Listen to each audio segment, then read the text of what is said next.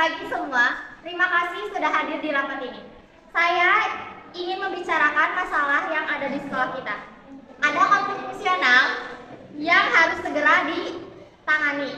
Saya meminta semua guru untuk bekerja sama dan menyelesaikan masalah ini. Maaf Ibu, bisa jelaskan lebih detail tentang konflik fungsional yang dimaksud? Tentu saja, konflik fungsional yang saya maksud adalah ketidakcocokan antara tugas dan tanggung jawab masing-masing guru. Hal ini menyebabkan kinerja sekolah tidak optimal dan berdampak pada kualitas pendidikan yang diberikan kepada siswa. Apa yang harus kita lakukan untuk menyelesaikan masalah ini, Bu? Pertama-tama, saya ingin meminta kepada semua guru untuk bekerja sama untuk menyelesaikan masalah ini.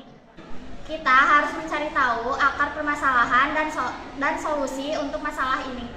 Baik Ibu, kami akan berusaha untuk menyelesaikan masalah ini dengan sebaik-baiknya. Terima kasih, saya yakin dengan kerjasama ini, masalah ini dapat diatasi dan sekolah kita dapat berjalan dengan baik. Itu saja yang ingin saya sampaikan. Terima kasih atas perhatiannya. Saya rasa tugas rumah yang banyak itu penting untuk melatih kedisiplinan dan siswa dalam belajar. Tapi Pak, saya rasa presentasi juga sangat penting untuk melatih berbicara di depan umum dan memperluas wawasan siswa. Saya setuju dengan Ibu Sarah, tapi eksperimen juga lebih penting untuk mengasah keterampilan siswa. Saya merasa diskusi kelompok juga penting untuk melatih kemampuan dan berpikir siswa. Tapi bagaimana jika siswa tidak bisa menyelesaikan tugas rumah karena terlalu banyak? Tapi kita juga harus mempertimbangkan kebutuhan dan kemampuan siswa. Saya setuju, kita harus bekerja sama dan saling mendukung untuk mencapai tujuan tersebut. Saya yakin dengan kerjasama kita dapat menyelesaikan masalah ini dengan baik. Mari kita bekerja sama untuk mencari solusi yang tepat. Terima kasih atas kerjasama dan dukungannya. Semoga kita dapat mencapai tujuan pendidikan kita dengan baik.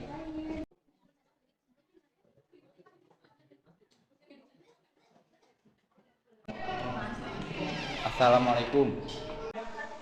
Waalaikumsalam. Saya sudah mendengar dari ibu kepala sekolah. Jadi apakah ada solusinya? Belum Pak Dedi, kami belum menemukan solusinya. Tadi kami baru memberikan pendapat tentang cara mengajar kami dan memutuskan akan bekerja sama untuk menemukan cara mengajar yang efektif bagi siswa. Ya betul tuh. Apakah Pak Dedi mempunyai saran dan solusinya? Nah, kebetulan saya ingin menyarankan dan semoga ini bisa menjadi solusi bagi semua. Baiklah, kira-kira kapan kita akan adakan pertemuan? Pak Dedi, sebelumnya saya punya saran. Bagaimana jika kita membuat survei untuk para siswa? Boleh tuh, jadi kita memiliki preferensi siswa untuk belajar. Oh, dan untuk pertemuannya, mari kita adakan secepatnya. Baiklah.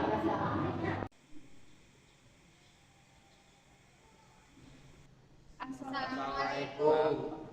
Waalaikumsalam. Baik, sebelumnya saya memanggil kalian dari KM dan wakil KM dari masing-masing kelas untuk berbagi pendapat. Pendapat tentang apa ya Pak? Pendapat kalian mengenai cara pembelajaran di grup. Kalian tahu kan tentang guru mengajar di kelas kalian? Iya, tahu Pak. Silakan dari Andi dulu.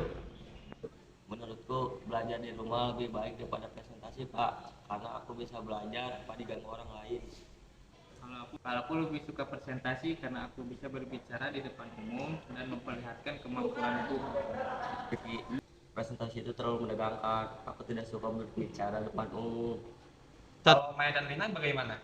Aku lebih suka eksperimen gitu sih Pak, karena aku bisa lihat langsung apa yang aku pelajari. Aku sih diskusi kelompok Pak, karena aku bisa belajar banyak dari teman-teman dan dapat sudut pandang yang berbeda.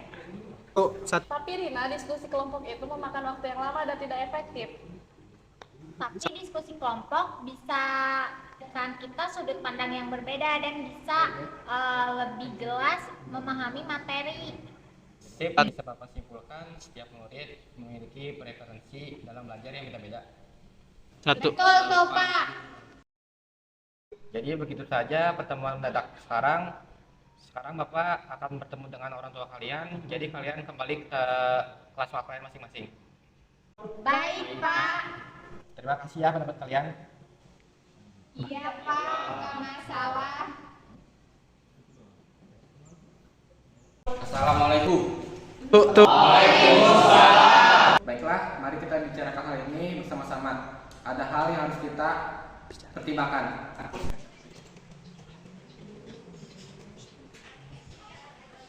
Jadi begitu ya Ibu dan para Bapak sekalian. Jadi apakah bersedia jika anaknya yang diberikan tugas yang bersangkutan? Jika dengan tugas rumah, saya bisa membantu Ani di rumah. Jadi saya sebagai orang tua bisa ikut serta dalam membantu anak saya jika ada kesulitan atau kendala. Saya setuju dengan presentasi Dina membuatkan kemampuan berbicara. Jadi Dina bisa berbicara di depan umum. Saya setuju dengan eksperimen. Jadi Maya bisa melihat hasil apa yang dia lakukan. Satu kelompok sih mungkin bisa. Rina bisa belajar bersama teman-temannya. Baiklah, kita akan teruskan hari ini. Kita akan memberikan tugas seperti eksperimen, diskusi kelompok, dan presentasi dalam setiap minggunya. Dan para ibu dan bapak bisa membantu anaknya di rumah. Oke,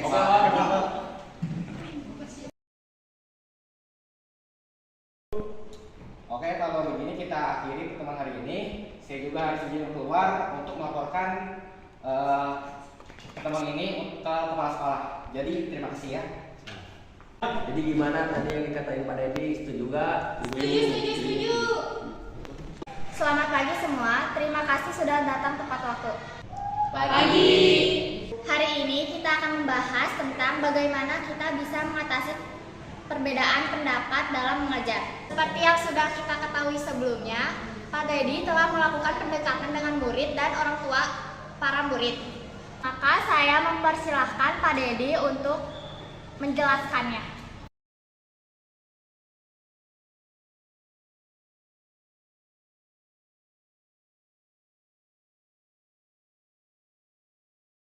Begitulah hasilnya, pendapat siswa dan orang tua berbeda dengan pendapat guru. Jadi tugas kita hanyalah memahami dan mendengarkan pendapat mereka. Saya setuju dengan Pak Dedi. Kita harus bisa menggabungkan semua pendekatan kita agar bisa memenuhi kebutuhan siswa. Tapi bagaimana caranya kita bisa menggabungkan pendekatan tersebut? Kita bisa memberikan tugas rumah, presentasi, eksperimen, dan diskusi kelompok secara bergantian. Dengan begitu, siswa bisa belajar dengan bergantian. Mungkin kita juga harus membuat jadwal yang jelas untuk setiap pendekatan agar siswa tidak kebingungan. Saya setuju dengan ulasan kalian semua. Kita akan mencoba melakukan pendekatan tersebut dalam mengajar. Namun jika ada masalah atau kendala bisa hubungi saya atau kepala program studi.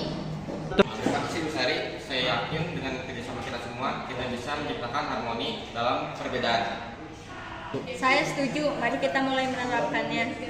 Saya juga setuju, mari kita menciptakan lingkungan belajar yang kondusif. Saya siap untuk menerapkan pendekatan tersebut dalam mengajar. Saya juga siap untuk bekerja sama dengan semua guru dalam menciptakan lingkungan belajar yang kondusif. Baiklah, mari kita mulai bekerja. Terima kasih sudah hadir dan semoga kita bisa menciptakan harmoni dalam perbedaan.